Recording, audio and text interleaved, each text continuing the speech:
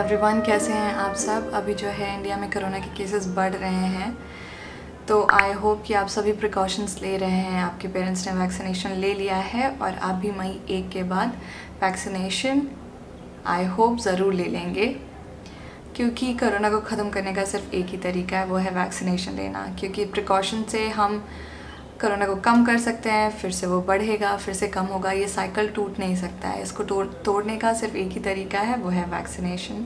So everybody please vaccinate yourself after May 1। इस छोटे से पब्लिक सर्विस अनाउंसमेंट के बाद मेरे हेल्थ के बारे में बात कर लेते हैं। मैंने रिसेंटली कोलोनोस्कोपी कराई और उसमें मुझे पता चला कि मेरे स्मॉल इंटेस्टाइन में और लार्ज इंटेस्टाइन में दोनों में ही अल्सर्स हैं। यानी कि चांसेस है कि मुझे एक टाइप का IBD, इन्फ्लेमेटरी बाउल डिजीज़, जिसको क्रोन्स कहते हैं, वो हो गया है। 90% कंफर्म है, कुछ और टेस्ट कराने हैं, उनका वेट कर रही हूँ मैं। क्रोन्स एक टाइप का ऑटो इम्यून डिजीज़ होता है। मुझे ऑलरेडी एंकिलोजिंग स्पॉन्डिलाइटिस है और अब चांसेस हैं कि मुझे क्रोन्स हो गया है। तो इस न्यूज़ को सुनने के बाद मैं कोप करने की कोशिश कर रही हूँ। मुझे अपना लाइफस्टाइल कम्प्लीटली चेंज करना पड़ेगा। मैं ऑलरेडी कर भी चुकी थी, बट इस कंफर्मेशन के आने के बाद it's a difficult thing to deal with. Crohn's जो है काफ़ी सीरियस हो सकता है, लोगों को सर्जरीज भी करानी पड़ती हैं if it gets really bad. तो इस नई रियलिटी के साथ मैं मेंटली इमोशनली अभी एडजस्ट करने की कोशिश कर रही हूँ। इसीलिए ये जो वीडियो है थोड़ा सिट डाउन टाइप का हो गया है। कि मैं चाहती तो नहीं थी कि ये सिट डाउन वीडियो हो, क्योंकि मैं आपको अपने डेली हैबिट्स के बारे में इस वीडियो में बताना चाहती हूँ। पर जब से मुझे ये न्यूज़ मिली है, सब कुछ जो है थोड़ा इम्बैलेंस हो चुका है, तो प्लीज़ फॉरगिव मी। लेकिन जो इन्फॉर्मेशन मैं इस वीडियो में शेयर करने वाली हूँ वो काफ़ी लोगों के लिए यूज़फुल होने वाली है। मैंने रिसेंटली एक होलिस्टिक हेल्थ प्रैक्टिशनर के साथ काम करना शुरू किया है। वो एक न्यूट्रिशनिस्ट भी है और ये लोग डॉक्टर्स नहीं होते हैं, आपको दवाइयाँ लिख कर नहीं देंगे, लेकिन ये आपके लाइफस्टाइल में और फूड में चेंजेस करते हैं, जिससे अगर आपको कोई लॉन्ग टर्म कंडीशन है वो ठीक हो सकती है या फिर कंट्रोल में आ सकती है। तो मेरी जो प्रैक्टिशनर है वो मेरे साथ मेरे स्लीप पे काम कर रही है, मेरे फूड पे काम कर रही है, मेरे मूड पे काम कर रही है, मेरे पूप पे काम कर रही हैं। तो और इन सारी चीज़ों को चेंज करने के लिए मैंने अपने लाइफस्टाइल में चेंज किया है, अपनी डेली हैबिट्स में चेंज किया है और अपनी फूड हैबिट्स में चेंज किया है। तो इस वीडियो में मैं आपको डेली हैबिट्स का जो मैंने चेंज किया है उसके बारे में बताऊंगी और मुझे उससे कितना फ़ायदा हुआ है उसके बारे में बताऊंगी। पार्ट 2 में मैं आपको अपने फूड चेंजेस के बारे में बताऊंगी, जो काफ़ी ड्रास्टिक है। वो भी वीडियो जो है थोड़ा लंबा होगा। तो इस वीडियो में हम सिर्फ डेली हैबिट्स के बारे में बात कर रहे हैं। अब जो फोकस है वो ये है कि डेली हैबिट्स को चेंज करके जो बॉडी में इन्फ्लेमेशन, जो सूजन अंदरूनी हो रही है, उसको कम किया जाए। क्योंकि इन्फ्लेमेशन की वजह से ही एक्ने होता है, इन्फ्लेमेशन की वजह से ही आपको गट इश्यूज़ हो सकते हैं, डिप्रेशन हो सकता है, मूड इश्यूज़ हो सकते हैं, पेन हो सकता है थ्रू आउट द बॉडी। और मेरा जो प्राइमरी प्रॉब्लम है वो है इन्फ्लेमेशन। क्योंकि मुझे ऑलरेडी एक ऑटो इम्यून डिजीज़ है, तो मेरी बॉडी खुद को ही अटैक करती रहती है, जिसकी वजह से अंदरूनी सूजन जो है बहुत ज़्यादा हो जाती है, बॉडी में स्टिफनेस होती है, पेन होता है और उसकी वजह से बहुत सारे क्रॉनिक इश्यूज़ आपको हो सकते हैं। जो आपकी गट है वहीं पे आपके 90% इमोशंस प्रोसेस होते हैं, आपके हार्मोन्स वहीं से निकलते हैं। तो अगर आपकी गट ठीक नहीं है तो आपका मेंटल स्टेट भी ठीक नहीं होगा, आप मोटिवेटेड नहीं फील करेंगे, आप डिप्रेशन में जा सकते हैं, बहुत सारी हेल्थ इश्यूज़ हो सकती है, एंग्जाइटी हो सकता है आपको। तो अगर आपको पूरा अपना हेल्थ ठीक करना है तो आपको कुछ बेसिक चीज़ें ठीक करनी पड़ेंगी। तो यही कोशिश जो है मैं वो अपने होलिस्टिक हेल्थ प्रैक्टिशनर के साथ कर रही हूँ। वो मेरे हेल्थ की सारी एस्पेक्ट्स पे ध्यान देती हैं, मेरी मेंटल हेल्थ, मेरी साइकोलॉजिकल, मेरी इमोशनल, मेरी फिज़िकल हेल्थ, मेरा सोशल एनवायरनमेंट, इन सब चीज़ों को एक साथ लेकर वो चलती हैं और उसके बेसिस पे ही उन्होंने मुझे कुछ चेंजेस सजेस्ट किए हैं। और वो कहती हैं कि अगर 3 चीज़ें आपकी ठीक हैं तो आप बिल्कुल हेल्दी रहेंगे। फर्स्ट है आपका पूप, अगर आपका पूप सही रहना है तो यानी आपका फूड सही रहना होगा। सेकंड है आपका शुगर लेवल और तीसरा है आपका स्लीप। अगर आपका स्लीप ठीक है तो आप एज ए इंडिविजुअल जो है बेटर फंक्शन करेंगे। जो सबसे पहला चेंज मैंने किया है वो है अपने डाइजेस्टिव फायर से रिलेटेड। मुझे ऑलरेडी वीक डाइजेशन है, मैं बता चुकी हूँ स्टार्टिंग में ही। मुझे क्रोन्स शायद है 90%। मेरा डाइजेशन वीक है, बहुत ज़्यादा फूड इंटॉलरेंसेस है, बहुत फ्यू फूड आइटम्स मैं खा सकती हूँ। मुझे कभी कॉन्स्टिपेशन हो जाता है, कभी मुझे गैस होता है, कभी मुझे इंडाइजेशन होता है, कभी मुझे लूज मोशंस होते हैं। तो ये सारे प्रॉब्लम्स को डील करने के लिए you have to strengthen your digestive fire. आपकी ये जो पेट की अग्नि है उसको स्ट्रॉन्ग करना पड़ेगा। अगर आपकी पेट का फायर स्ट्रॉन्ग है तो आप जो फूड है वो बेटर डाइजेस्ट कर सकते हैं। तो स्टेप 1, उठते ही सबसे पहले मुझे 1 गिलास जो है वार्म वाटर या फिर गर्म पानी पीना है।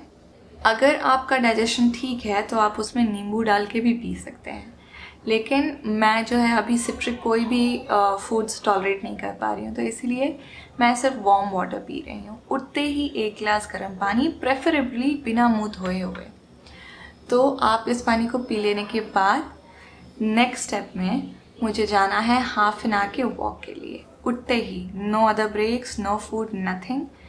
I take my glass of warm water and I go out for my walk। इस सुबह का जो उठते ही जो वॉक लेना है उससे जो है आपका स्लीप इशू जो है वो सॉर्ट आउट होगा, आपकी बॉडी डिटॉक्सिफाई होगी और बहुत सी दूसरी जो प्रॉब्लम्स हैं आपकी बॉडी में इन्फ्लेमेशन रिलेटेड वो भी टारगेट होंगे।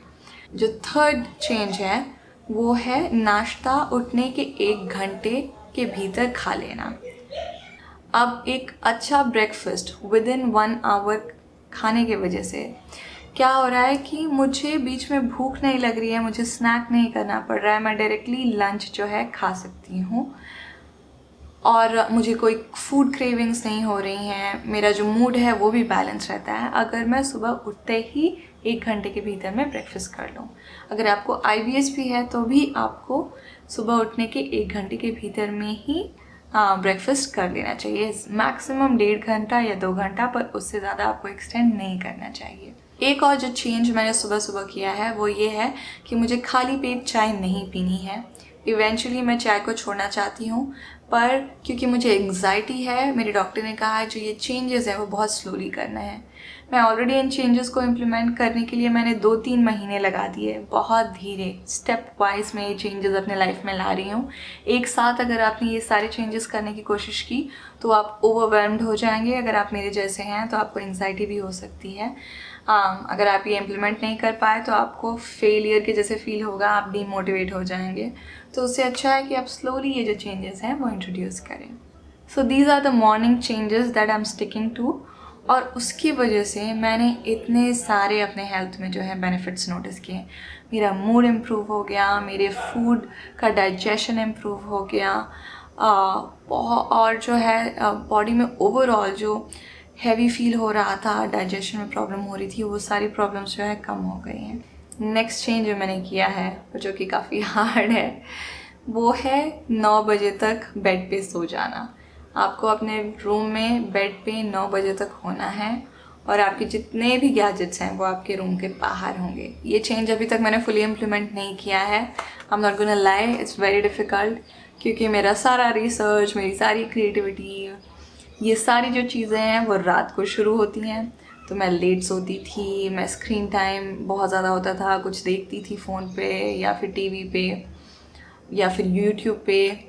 अब ये सारी एक्टिविटीज़ जो हैं मुझे दोपहर में, दिन में करनी पड़ रही हैं और रात को मुझे शाम को जो है फ्री रखना पड़ रहा है खुद को।